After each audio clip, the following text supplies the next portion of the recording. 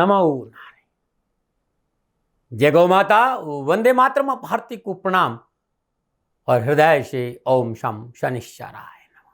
प्रदर्शकों, मित्रों, साथियों, जीवन में सफलता के लिए बात इसकी नहीं है कि आप किसी दूसरे व्यक्ति की तरह हुनर दिखा सकते हैं या नहीं। आप जैसे दूसरा व्यक्ति कोई काबिल है उतने आप काबिल है या नहीं, बात ये नहीं है। दरअसल बात यह है कि क्या आप अपनी पूरी क्षमता के साथ अपनी मेहनत और परिश्रम कर रहे हैं कि नहीं कर रहे हैं। सफलता इस बात पर निर्भर करती है। ओम नमो नारायण। वर्ष 2025 1 जनवरी 2025 से प्रारंभ हो रहा है। 31 दिसंबर रात्रि 12:01 पर अंग्रेजी नववर्ष 2025 प्रारंभ हो जाएगा और कर्क राशि वालों के लिए अष्टम ढैया है। 2025 शनिदेव का प्रभाव कर्क राशि पर कैसा रहेगा और कब तक रहेगा, इस विषय पे आ रहा हूं। लेकिन इस विषय को शुरू करूं अपने आराध्य के लिए आप लोगों से कहना चाहता हूं कि कर्म फलदाता शनि है।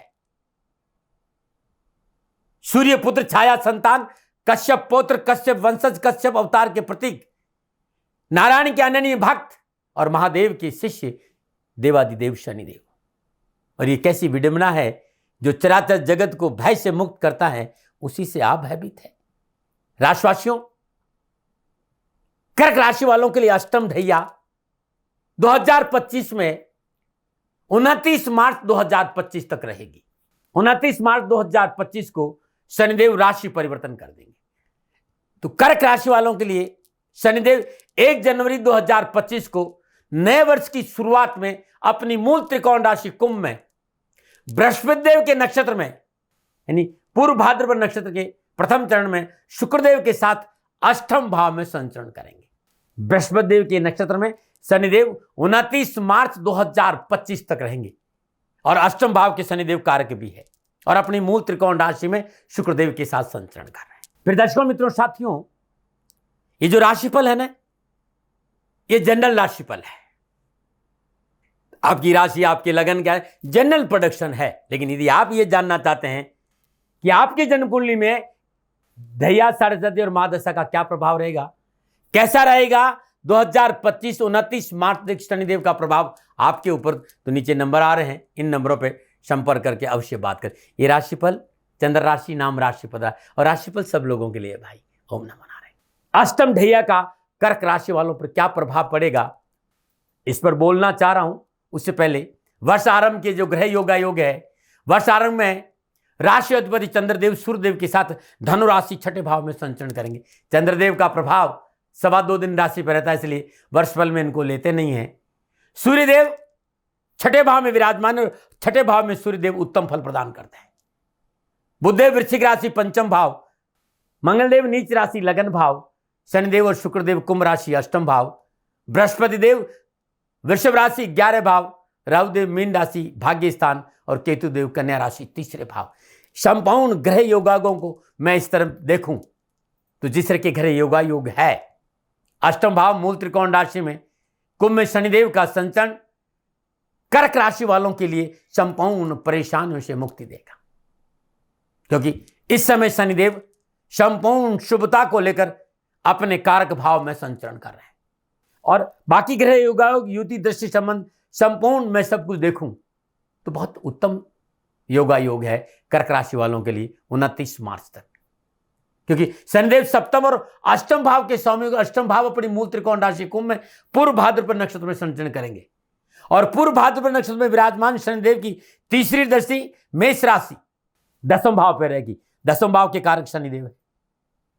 मेष राशि के स्वामी मंगलदेव 21 जनवरी 2025 तक अपनी नीच राशि कर्क में संचरण करेंगे और 2 अप्रैल 2025 तक बृहस्पति देव के पुनर्वसु नक्षत्र में संचरण करेंगे। शनिदेव की सप्तम दशा सिंह राशि दूसरे भाव पर है। सिंह राशि के राशि अधिपति सूर्यदेव 29 मार्च तक पूर्व आषाढ़ा, उत्तराषाढ़ा, श्रवण, धनिषा, शतभिषा और पूर्व भाद्रपद नक्षत्र में संचरण करेंगे। दशम दशा वृश्चिक राशि पंचम भाव पर है। यहां पर भी मंगल देव का नक्षत्र है। अष्टम भाव आपका स्वास्थ्य है।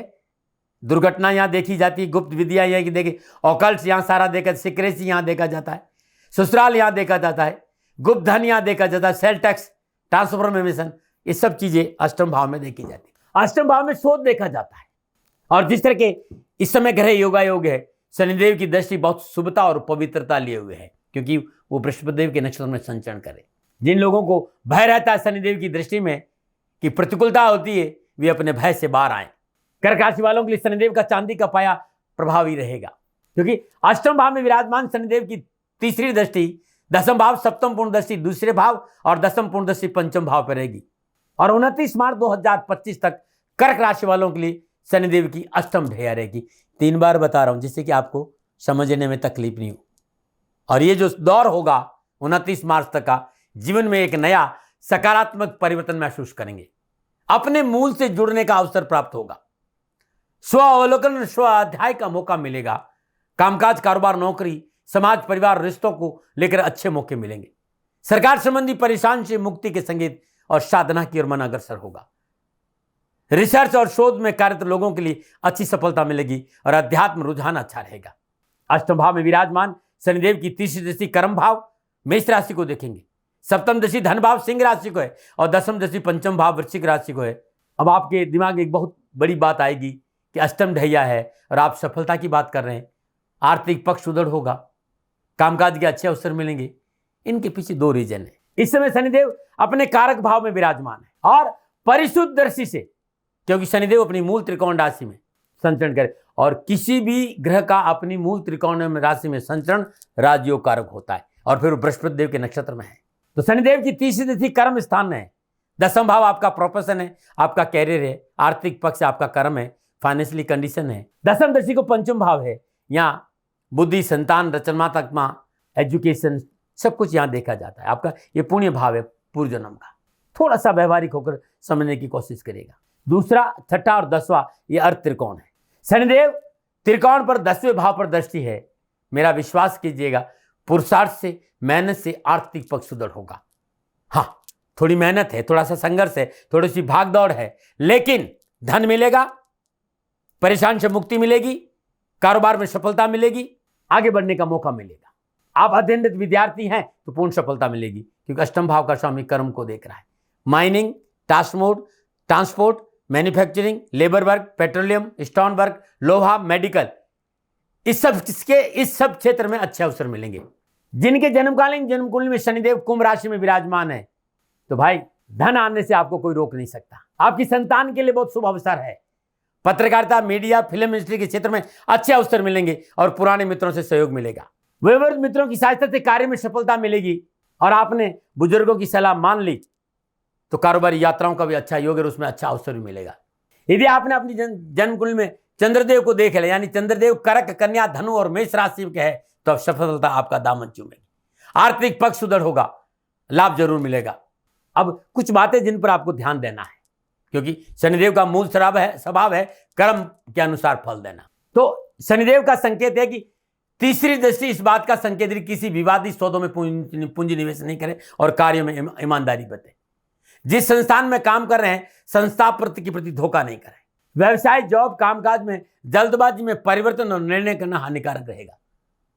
निर्णय पारिवारिक रजाबंदी से ले, संभव हो तो कार्यों में परिवर्तन नहीं करें। 29 मार्च तक विवादित सौदों में पूंजी निवेश नहीं करें। धन कमाने का गलत तरीका नहीं अपनाएं, क्योंकि शनिदेव कर्म फलदाता है। सरकार विरोधी कार्य नहीं करें। शनिदेव की कृपा से आर्थिक धनकोष में वृद्धि होगी। पारिवारिक सदस्य, मित्र, रिश्तेदारों का सहयोग मनोनुकूल रहेगा और उनके सहयोग से काम बनेंगे। संपूर्ण पारिवारिक समस्याओं का निवारण होगा। पारिवारिक रिश्तों में प्रगाढ़ता आएगी। नौकरी, कारोबार के क्षेत्र में मनोनुकूल सफलता मिलेगी। कैरियर, शादी संबंधी समस्या का निवारण होगा। यदि आप नौकरी में हैं तो आपको अपने अफसरों का पूर्ण सहयोग मिलेगा और पदोन्नति का अवसर मिलेंगे। फुल ऑफ अपॉर्चुनिटी मिलेगी, लेकिन फुल ऑफ चैलेंज भी है। थाली में परोस कर कुछ नहीं मिलेगा, लेकिन लाभ बहुत मिलेगा, सफलता मिलेगी, काम बनेंगे, योग्यता के अनुसार शुभ फल मिलेगी। बस कर्मों का पालन करें, कर्मों में शुद्धिकरण रखें। कुछ चीजें हैं जिन पर विशेष रूप से बाकी के ग्रह का योगायोग की वजह से सावधानी का संकेत है। यदि आप व्यापारी और नौकरी है तो आपको विशेष रूप से विवादित सौदों में निवेश नहीं करना है। अनजान व्यक्तियों से मित्रता करते समय पूर्ण सतर्कता बरते। शत्रु षड्यंत्र से बाज नहीं आएगा, ध्यान रखिएगा। शत्रु पक्ष को लेकर सावधानी और वैवाहिक मर्यादाओं का पालन करना है। वैवाहिक मर्यादाओं का उल्लंघन ना करें। वाहन आदि सावधानी से चलाए। वाहन चलाते समय सीट बेल्ट, हेलमेट जैसी चीजों का विशेष ध्यान रखने की आवश्यकता महसूस होगी। स्वास्थ्य के दृष्टिकोण से कर्क राशि वालों के लिए थोड़ा सा सावधानी बरतनी पड़ेगी। ईश्वर यदि कोई पुरानी बीमारी है तो चिकित्सा के प्रति लापरवाही नहीं बरते। समय पर दवा ले, खान पान पर ध्यान दे, दैनिक दिनचर्या नियमित रखना बहुत जरूरी है इस वर्ष। फिर भी जन्म कुंडली का सूक्ष्म विश्लेषण थोड़ा सा इस बात का संकेत है, स्वास्थ्य को लेकर 29 मार्च तक आपको सचेत रहना चाहिए। आलस, प्रमाद आपके ऊपर हावी नहीं होना चाहिए, तो बहुत कुछ मिलेगा। छोटी सी मेरी बात पर ध्यान रखिए, यदि छोटी छोटी बातों को लेकर तिल का तार नहीं बनाया तो आपको उन्नति, तरक्की, सफलता से कोई रोक नहीं सकता है। आपकी युक्ति, आपकी सकारात्मक सोच, आपकी निर्णय क्षमता, शोध की आदत मुश्किल से मुश्किल कार्य को हल करने में आपका सहयोग करेगी। राजनीति में आपका वर्चस्व बढ़ेगा। समाज का स्तर, पद और प्रतिष्ठा में वृद्धि होगी। प्रत्येक कार्य को आप डेडिकेशन और डिसिप्लिन से पूरा करने में सक्षम होंगे। नोट कर लो साथियों, अब आपको अपने साथ खड़ा होना है, कर्मों में सुधार करना है, धर्म की डगर पर चलना है, सेवा भाव रखना है, किसी का हक नहीं मारना है, गरीब को नहीं सताना है, राष्ट्र के प्रति कोई गद्दारी नहीं होनी चाहिए। तो आप कहेंगे साथियां दाती महाराज तो प्रवचन शुरू कर दिया। नहीं साथियों, प्रवचन नहीं है, मैं ये जताने की कोशिश कर रहा हूं कि आप शनिदेव को भूल नहीं जाइएगा, क्योंकि वो कर्म फलदाता है। यदि आपने कोई भी गलती कर दी जो धर्म विरोधी है तो मेरा विश्वास करिएगा, यह अष्टम या ढैया जो अच्छा फल देने वाली है उसके बदले में प्रतिकूल फल प्रदान भी हो सकता है। 2025 29 मार्च तक शनिदेव का यह प्रभाव आपके ऊपर रहेगा। 29 मार्च को शनिदेव राशि परिवर्तन करेंगे और वो बृहस्पति देव की राशि मीन में प्रवेश करेंगे।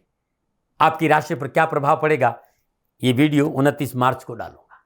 अब 29 मार्च तक आप चाहते हैं कि शनिदेव आपकी रक्षा करे, शनिदेव आप पर कृपा करे, कैरियर, कारोबार, नौकरी, व्यवसाय, समाज और परिवार में परेशानियों का निवारण हो, तो क्या उपाय करें? तो प्रत्येक शनिवार को शनिदेव का श्री चरणों में तेल जरूर अर्पित करें और शनि चालीसा और शनि मंत्रों का पाठ करें। सूर्य पुत्रो दृग्देही विशालाक्षा सुप्रिया मंदाचार प्रश्नात्मम पीड़ा हरतुम में शनि, ये पाठ आपको रोज करना है। शनि चालीसा का पाठ भी 29 मार्च तक सुबह और शाम करना है। प्रत्येक शनिवार को जल में दूध, गंगा जल, काले तिल और थोड़ा सा पुराना गुड़, 1-2 बूंद सरसों की तेल की डालकर पीपल के वृक्ष में जल अर्पित करना है और प्रदोष काल में हर रोज शाम में पीपल के पेड़ में दीपक जलाना है। ऐसा करने से शनिदेव की कृपा बरसेगी। लगातार 29 मार्च तक प्रतिदिन स्नानोपरांत भगवान शिव की आराधना करें, शिवलिंग पर, और भगवान सूर्य को जल जरूर अर्पित करें। छाया दान बहुत जरूरी है। ये लोहे के बर्तन में 8 जगह 8-8 किलो सरसों का तेल लेना होता है। 1-1 रुपये का सिक्का अपने ऊपर उसार कर उस तेल में डालकर उस तेल में अपना मुंह देखना है और उसके बाद गीले वस्त्रों में शनिदेव की प्रतिमा पर यह तेल अभिषेक कर देना है। लगातार 29 मार्च 2025 तक ओम प्राम प्रीम प्राम शनिचराय नमः सुबह और शाम श्रद्धानुसार माला जाप करना अत्यंत उत्तम रहेगा। प्रत्येक शनिवार को आटे की लोई में 5 दूध के मिठाई डालकर उसमें थोड़ा सा गुड़ रखकर गाय को खिलाना है। किसी गरीब की मदद करनी है। पुनः याद दिला रहा हूं, दशरथ का शनि स्तोत्र, शनि चालीसा, शनि बीज मंत्र और भगवान शिव की आराधना 29 मार्च तक आप करते हैं तो शनिदेव की कृपा बरसेगी और आपका जीवन खुशियों से भरा रहेगा। मित्रों, साथियों, आप दिल्ली एनसीआर में रहते हैं तो श्री शनिधाम शनि तीर्थ क्षेत्र असोला फतेहपुर बेरी में आपका स्वागत है। करिए शनि भगवान के दर्शन, तेलाभिषेक, पूजन, आपके कष्ट और आपकी परेशानियों का निवारण होगा। मित्रों, साथियों, 29 मार्च के बाद जब शनिदेव मीन राशि में आएंगे तब कर्क राशि वालों पर क्या प्रभाव पड़ेगा, ये वीडियो बहुत जल्दी मैं गुरुमंत्र दाती महाराज पर डालूंगा। लेकिन 29 मार्च तक शनिदेव आपको क्या फल प्रदान करेंगे, ये मेरा निजी आकलन था। न भय, न भ्रम, न भ्रांति, न विवाद, न तर्क, शकन उपनयन का अधिकार आपका था। आपका है, आप ही का रहेगा। मन अनुमान ये आपकी भी। हाँ, आकलन मेरा था और मेरे से कोई भूल हो गई हो, दोनों हाथ जोड़कर क्षमा मांगता हूँ। आप सुखी रहे, आप स्वस्थ रहे, समृद्धिशील रहें, शनिदेव के चरणों में मेरी प्रार्थना। नमन रहे। फिर दर्शकों, मित्रों, साथियों, पूरा राष्ट्र ये जानता है कि मेरा जीवन गौ माता और बेटियों के लिए है। यत्र नारीस्तु पूजन्ते रमन्ते तत्र देवता। ठीक किसी तरह मेरा जीवन गौ माता की शरणागत है, उनके चरणों में है। पूरा राष्ट्र और राजस्थान का हर व्यक्ति जानता है कि दाती महाराज गायों से बहुत प्यार करते हैं, बेटियों से बहुत प्यार करते हैं। पिछले 35-36 सालों में सैकड़ों हजारों बेटियों के लिए मैंने अपना जीवन दिया है और मैं ये कह सकता हूं कि गौ माता और बेटियों के लिए मेरा संपूर्ण जीवन निछावर है और ये मेरे जीवन का उद्देश्य था, क्योंकि मेरे लिए राष्ट्र कोई बड़ा है ना, राष्ट्र से बड़ा कोई हो सकता है न संभावना है, और गौ माता और बेटियां राष्ट्र की धरोहर है। उनके लिए करना मेरा कर्तव्य भी था, मेरा कर्म भी था और मेरा धर्म भी था।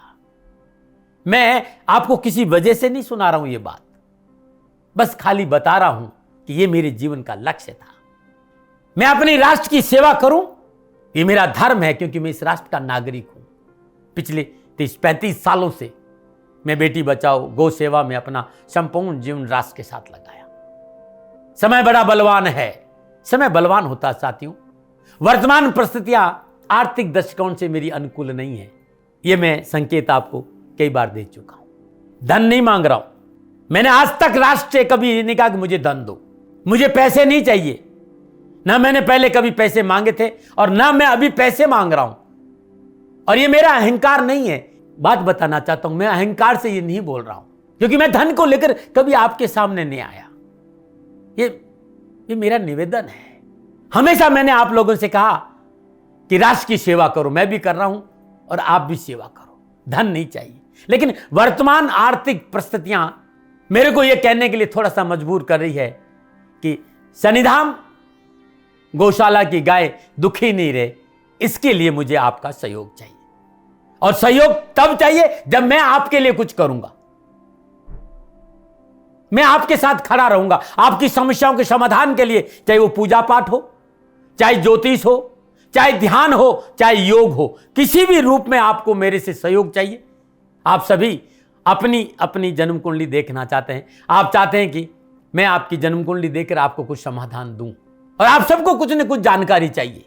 मैं आपके साथ खड़ा हूं, पूरे साल खड़ा रहूंगा, और जब तक जीऊंगा तब तक राष्ट्र के साथ खड़ा रहूंगा। नीचे नंबर आ रहा है, इन नंबरों पर संपर्क करिए और मेरे से बात करिए, लेकिन इसकी एवज में गायों के लिए चारे की व्यवस्था करिए। इसलिए मैंने कहा था कि भाई समय है, दिन है, थोड़ा सा आर्थिक परिस्थितियों को लेकर मैं थोड़ा सा कमजोर हूं, और मेरी गौ माता शनिधाम गौशाला चारे को लेकर परेशान नहीं हो, ऐसा मैं हृदय लेकर आपके सामने आया हूं।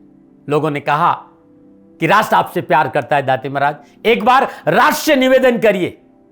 मैं फिर कहना चाहता हूं, मैं धन नहीं मांग रहा हूं, और यह मेरा अहंकार नहीं, मेरी विनम्र प्रार्थना। साथियों, मेरा राष्ट्र सर्वोपरि है।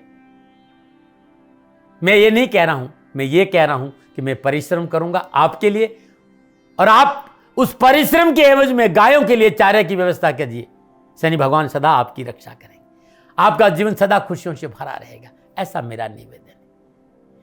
और वे सभी लोग जो सक्षम है, सामर्थ्यवान है, जिन्हें दाती महाराज के ज्योतिषीय समाधान की आवश्यकता नहीं है, उनको मेरा प्रणाम है। और उन सबको मेरा प्रणाम है जो शनिधाम गौशालाओं को सपोर्ट करते हैं, सेवा में कंधा से कंधा मिलाकर खड़ा रहते हैं। जब से मैंने ये सूचना दी, जब से मैंने ये मैसेज दिया, हजारों लोग शनिधाम गौशाला के साथ कंधा से कंधा मिलाकर खड़े हैं। उन सबको मेरा धन्यवाद, मेरा आभार, अभिनंदन। हर महीने आप में से बहुत से लोग कुछ न कुछ शनिधाम गौशाला में सहयोग करते हैं। मैं उन सब के प्रति पुनः एक बार हृदय से अपना आभार प्रकट करता हूं, और यह सहयोग मैं जीवन भर याद रखूंगा। समय ऐसा है, मेरी परिस्थितियां आर्थिक दृष्टिकोण से अनुकूल संकेत नहीं दे रही, इसलिए मैंने राष्ट्र से कहा कि शनिधाम गौशाला में परेशानी नहीं आए। सरकार सपोर्ट करती है, सरकार की तरफ से जो वो करना चाहती वो करती, लेकिन उससे पूरा नहीं पड़ता है। सरकार की अपनी सीमाएं हैं साथियों, और उससे पूरा नहीं पड़ता है, और अपनी मर्यादाएं भी और सीमाएं। शासन के पास और बहुत से काम है साथियों। फिर भी मैं शासन का भी धन्यवाद दूंगा जो हमारे साथ वो खड़े हैं। पुनः हृदय से एक बार निवेदन करना चाहता हूं, आपको लगता है कि दाती महाराज के साथ शनिधाम गौशाला में खड़ा रहना है तो नंबर नीचे आ रहे हैं, जरूर सहयोग करिएगा। मेरा कोई दबाव नहीं है, समय काल परिस्थिति के अनुसार दाती महाराज की ये प्रार्थना है। मैं दाती महाराज आपका हूं और आप मेरे हो, मुझे लगा कि आपको कहना देना चाहिए। राष्ट्रवासियों, व्यापारी नहीं हूं। समय है, आज आपसे कह रहा हूं। और यदि आप अपने आसपास भी जो गायें उनकी भी सेवा करते हैं तो ये भी सेवा मेरे को बहुत खुशी हो, क्योंकि गौ माता दुखी नहीं रहनी चाहिए। बस इस बात का ध्यान रखिएगा। पुनः हृदय से आभार। ओम नमो नारायण।